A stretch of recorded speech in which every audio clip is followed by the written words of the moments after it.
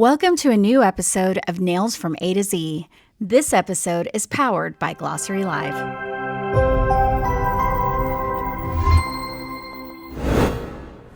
Hi, I'm Alicia Raimondo and welcome to Peel Back the Polish. Today I'm here with Mino Vo. He is a world traveler, competitor, and then also a salon owner in the UK. He is single-handedly the reason why they have Invent Shape in the Nail Olympia competitions. His creative mind and his genius in creating new and innovative nail designs has really put him at the forefront of our industry at the moment. And I really wanted to just like catch up with him since we're here in Mexico City. We're together. We just finished in Olympia, Mexico, where of course he won some really great accolades. And we just really want to like check back with you because there's so many people out here in the industry that are wanting to, take trainings with you. They want to know a little bit more about you. Like you just came out of nowhere about a year and a half, 2 years ago, and just kind of like blew up the industry as far as like the competition scene. So we kind of wanted to get to know you a little bit more. Thank you. So where were you born? I was born in London. Okay. My parents are from Vietnam. Okay. So I think nails is in my genes since young. My mum did want me to do nails when I was younger, but I refused because I didn't want to be another Vietnamese person doing nails. So I decided to go to uni, got my degree, and then all my friends started to become successful. And I was still like young and still in my party mode. And I decided one day to take my job more seriously, and I got into nails and it started from there. So was your mom a nail technician or No, she wasn't a nail technician, but back then nails was really growing. So she wanted me to like step into it. So why was that the angle that she went with you? I mean, did she see like some artistry in you from very young, or? We had loads of friends who were salon owners. Oh, okay. And they were very successful back then because there was not as much competition as there is now. Like right. Now there are nail salons everywhere, but back then each area only has one or two. So she thought you would be great in that field. And actually, I was a very good artist at school, so my favorite subjects were art and maths, typical Asian, and so she thought that I would do well in nails. And so when you went to university, what did you think you wanted to go into? Actually, I wasn't sure, so my degree was in business and Chinese, so I studied a year in China as well. So I knew that Chinese would be a good language to learn. If I went back in time, I would probably learn Spanish because for my career now, Spanish is really important. So yes. Well, I think, did you learn Mandarin or? Mandarin. Yes. Yes. So it's like the number one language in the world. I think it's going to come around at some point. Yeah, I haven't hit that market just yet. So hopefully sometime in the future I can hit into the Chinese market, and that would be great. Yeah, for sure. So after university, like what was your first step into nails? Like how did you tiptoe into that? Actually, when I finished university, I was working in retail and I was a brand manager for Givenchy. Mm-hmm. So we did a lot of like traveling and buying trips into Paris, etc. And then actually I got into nails because I went through a bad breakup.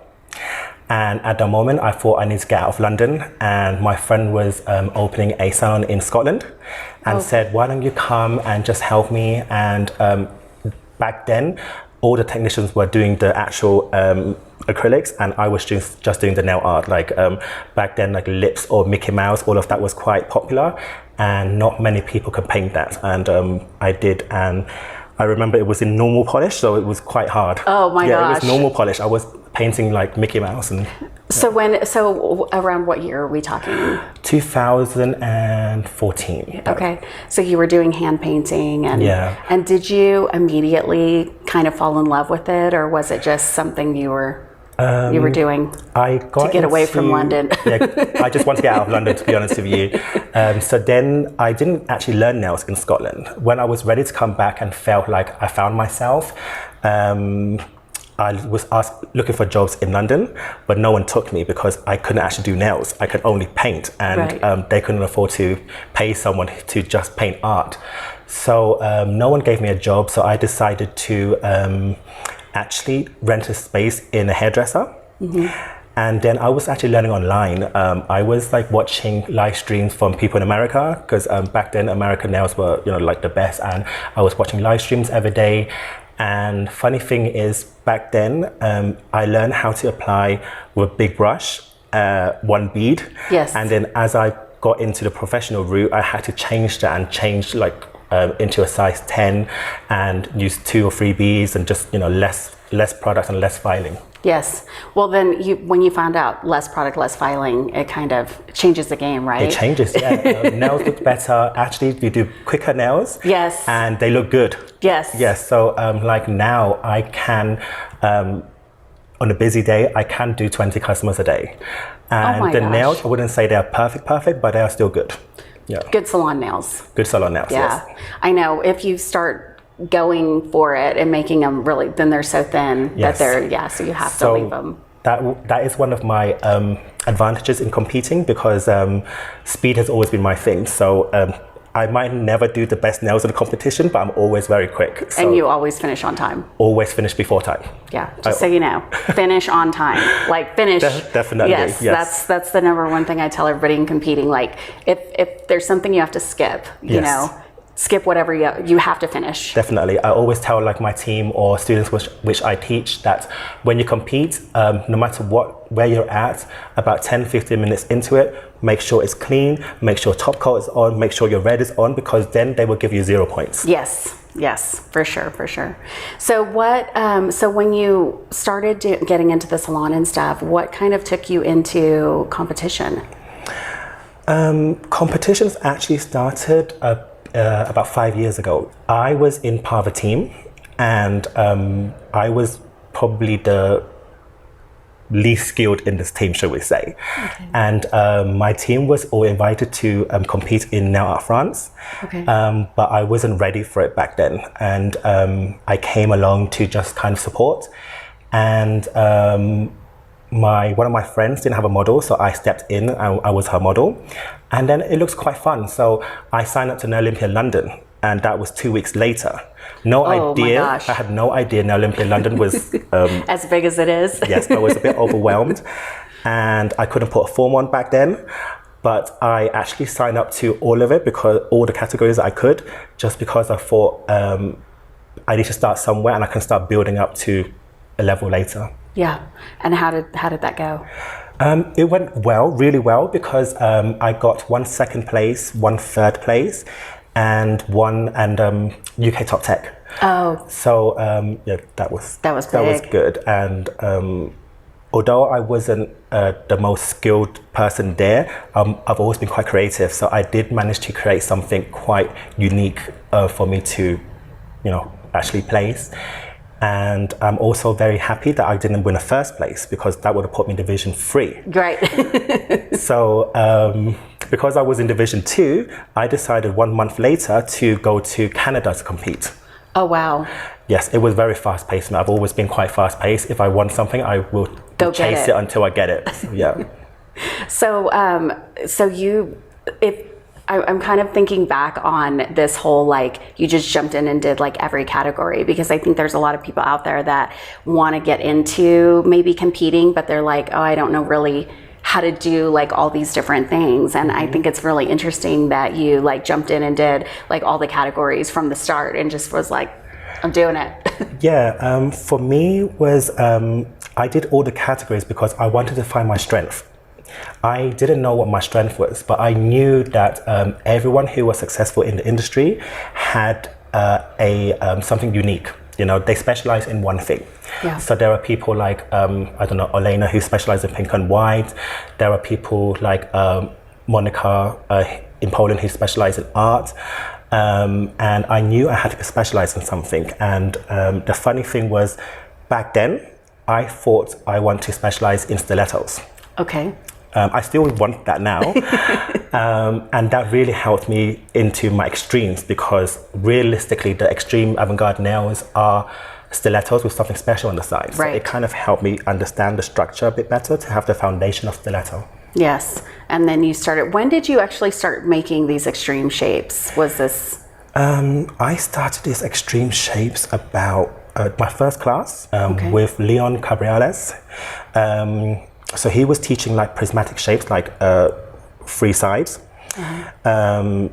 Again, I couldn't fit a form back then. It was Okay. a very long process. I'm very slow at learning. I get it eventually, but I'm a very slow learner. Well, I have to say, because a lot of people out there think that, you know, like putting on a form, they're like, oh yeah, you know, I can. It's like one of the hardest things that you learn in nails is to put a Definitely. form on. Yeah. I mean, and even if you put a form on, sometimes you think you know how, but it's not right. Yes. Like the whole thing from start to finish has to do with the form placement. Mm-hmm. And so, so I always, you know, teach with like, here's a roll. When you're done with it, you might be close. That's a good point. Yes, definitely. And then I went to Krista Pulitz's class. Okay. And the funny thing was, it was in gel. Okay. And I never done gel ever before. I never even like knew what gel looks like, because in UK we focus more on acrylic. Now there is gel, but 5 years ago, 4 years ago, it was just 100% acrylic. And then I started to compete in these categories because COVID came. And Alex created Nail Olympia online. So the first year I made more simple nails, and in the second year I created a bit more crazy.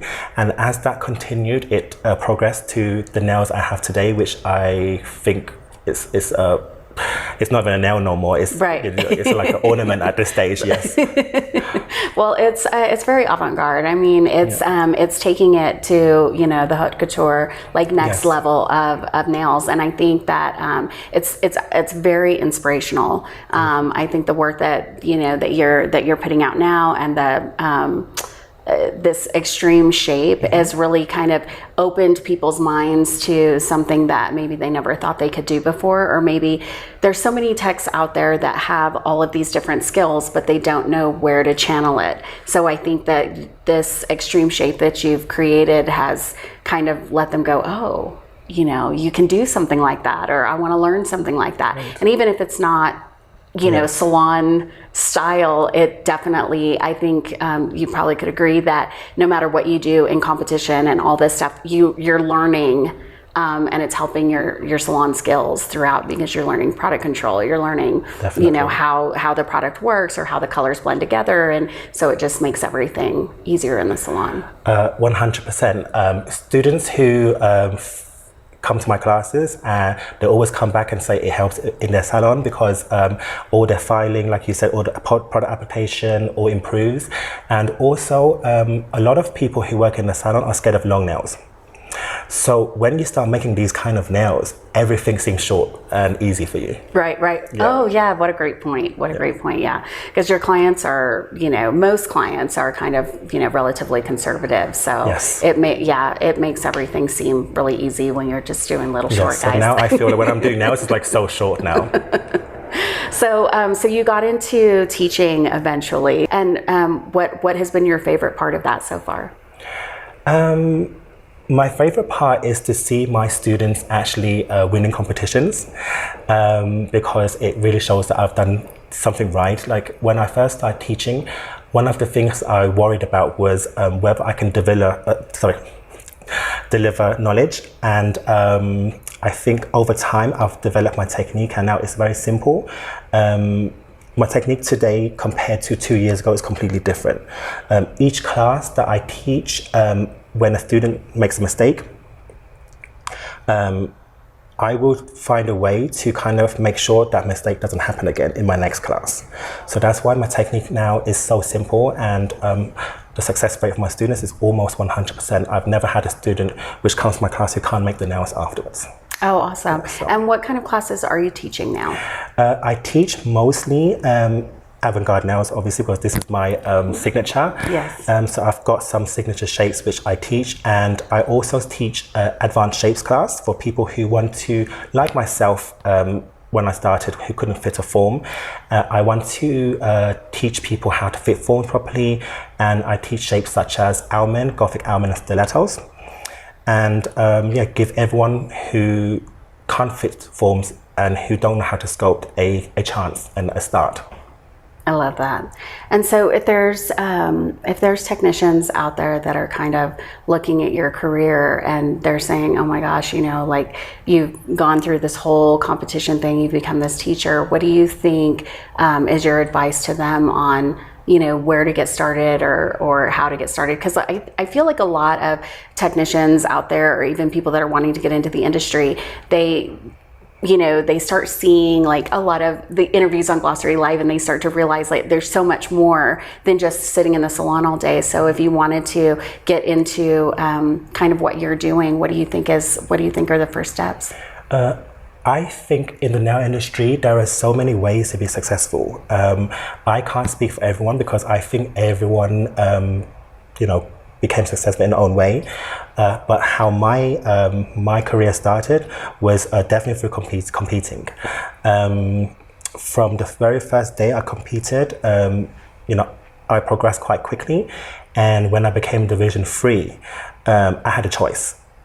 One is to stop competing because I know I won't win anymore, or to start playing catch up. Then I set myself a 3-year goal to be on the same level as Division 3 competitors, because Division 3, I really divide them into 3 levels.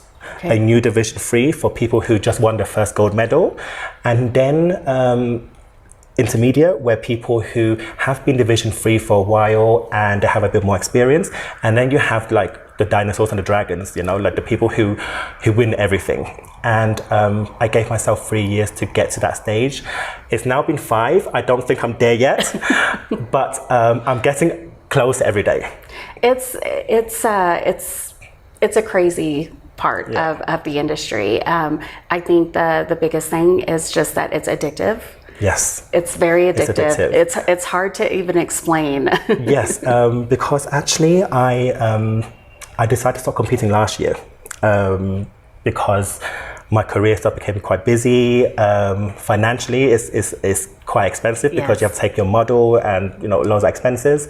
So I decided to stop, and then I went to Vietnam where I met you, and see other competitors competing. I was like, I need to get back. This is what part of my life, and I need to get back into it. So I went to Orlando 3 weeks after that, and now I'm in Mexico. Yeah.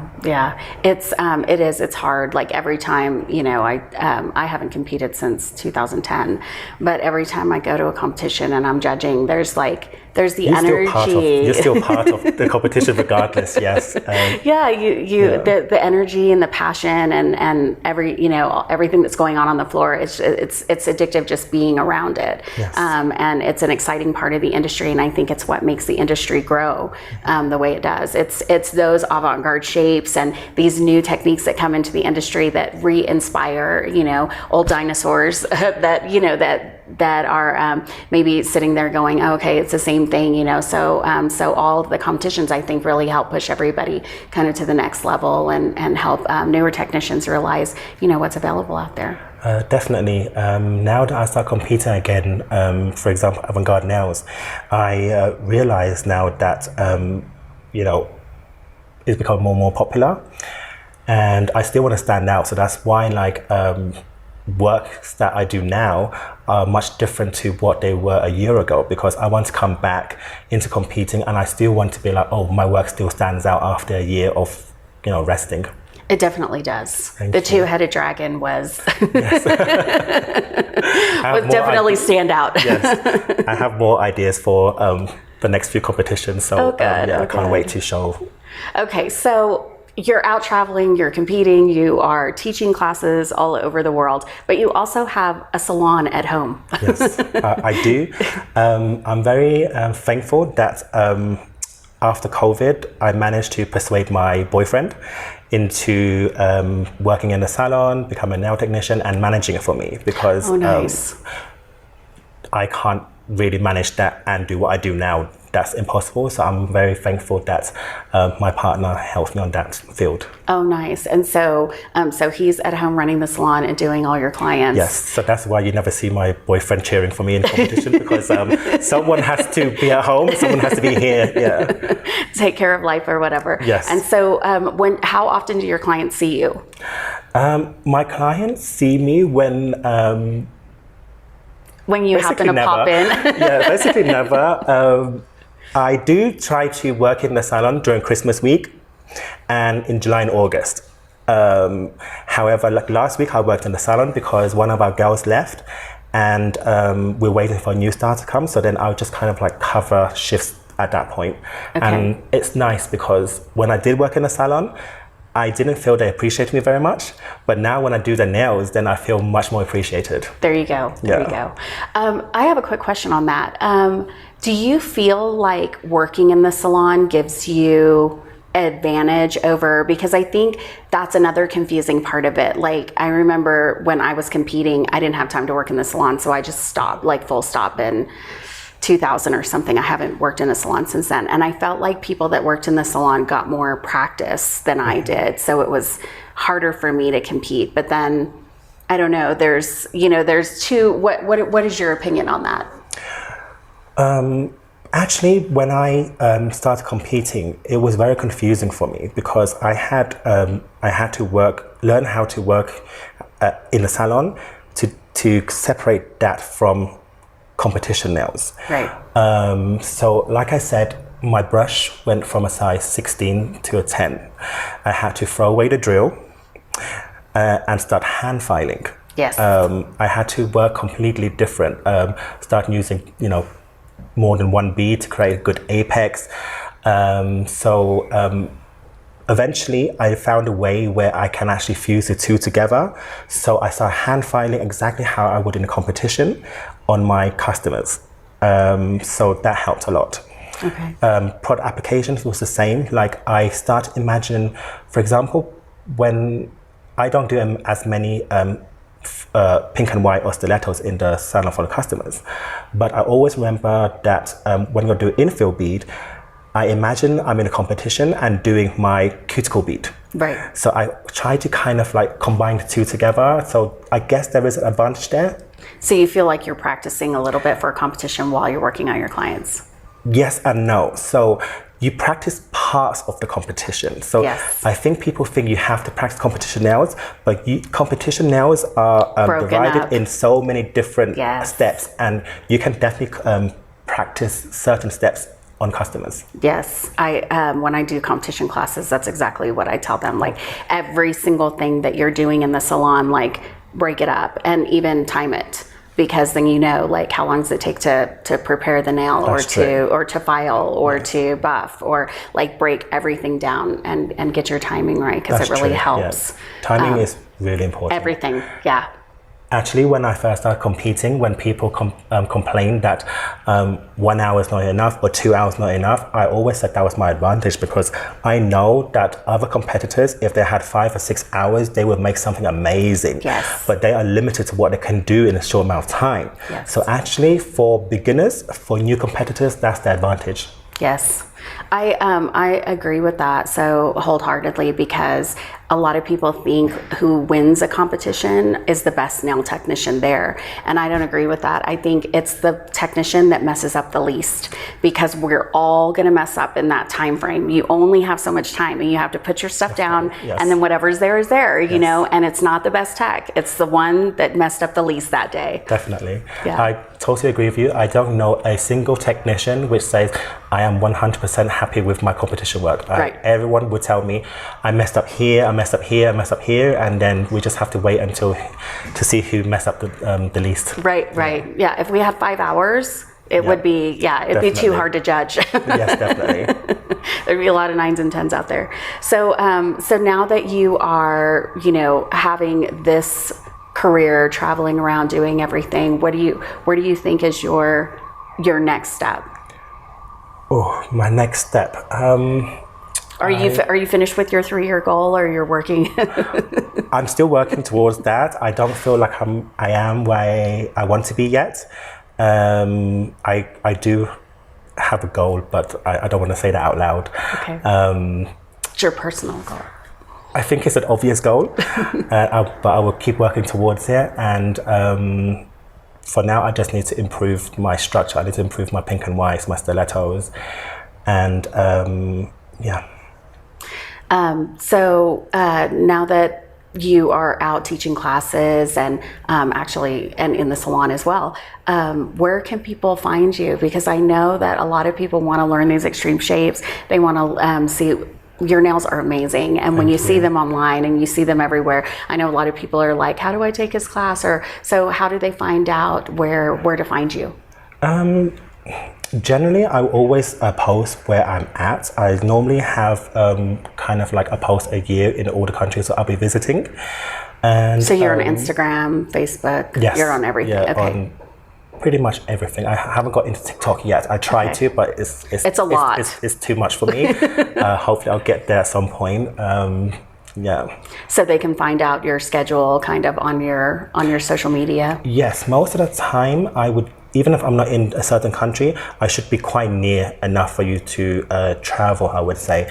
Otherwise, I have classes in London or, if they tell me where they are, eventually when the class appears, I can always contact them and tell me, okay, I'm going to be in Italy or Mexico or wherever. Okay. And then if I wanted to go to the UK on the chance that you might be there and go to your salon and get my nails done, where is what's the name of your salon and where is it? My nail salon is called Mino Vo London. Before I actually started competing and do nails, actually, my dream was to be a fashion designer one day. Like a young gay guy, that's one of the dreams that you have, I guess. Well, I must be a young gay guy because I have the same dream. Oh, that's great. And I always wanted to have like Mino Vo London as my logo, my brand. So when I got into nails, I thought, let's just call my salon Mino Vo London. This was like 7 years ago, and I called the salon Mino Vo London because I wanted a different name because everyone was naming their salons like quite similar names. Yes. And my salon is based in North London, so Haringey is the area. Okay. Mm-hmm. Well, I want to go visit sometime. The next time I'm going to go to your salon, do a salon stopover so we can see, because everybody wants to see Mino Vo London for sure. Let me know in advance, and I will make sure that everything's clean. in place. Yeah. Well, do you have any last minute advice for anyone? I mean, I'm so excited to have learned everything that you've had to share about your career, because I think a lot of people out there think like, some things just come naturally, so it's very, and obviously some of it does, but you're sitting here, explaining to everybody that this is a lot of hard work. Yes. My advice for everybody is to hold on to your goal. Hold on to it for as long as you can, and eventually you will get closer each time. And if you do decide to compete, is always look at your score sheets. And if you don't do as well as you wanted, it might be disappointing, but eventually you'll be thankful for it. Like in the past, when I don't do well in competitions, I feel a bit emotional. But now I really enjoy when I have good feedback and I can actually work on it. For example, in Orlando, after it was one of my favorite competitions ever, even though I think it's one of the competitions I won the less. I only had 1 second place, but I really enjoyed it. And I even asked you for some feedback, and I took all of that feedback and took it to Mexico. And this past month, my nail has grown so much, and I'm very thankful for that. Thank you. Good. Yeah, it's a hard road, but I love that you feel that way, because competition is a big roller coaster. It is, yes, there's winning and yes, there's feeling good, but I think there's a lot more tears. Yes, you need to be mentally stable for competitions. I can say that much. Yes, it does affect you mentally sometimes, but then again, it will always make you stronger. Yes, it does. It does. Well, thank you so much for being here and sharing this with us. I know there's so many people out there that are going to be, so inspired by your advice. And if you want to go see Mino live, you can go check out his social media so that you can go to one of his classes, or even stop by Mino Vo London and see if your boyfriend can do their nails, because he's never there. He doesn't do nails like me, so yes. So we'll have to stop by your salon and see you again. But until then, thank you for joining us, and we'll see you next time. Thank you for having me. Thank you so much. For more nail stuff, don't forget to visit glossarylive.com to find inspiration, trends, step-by-steps, and news. It's all about nails.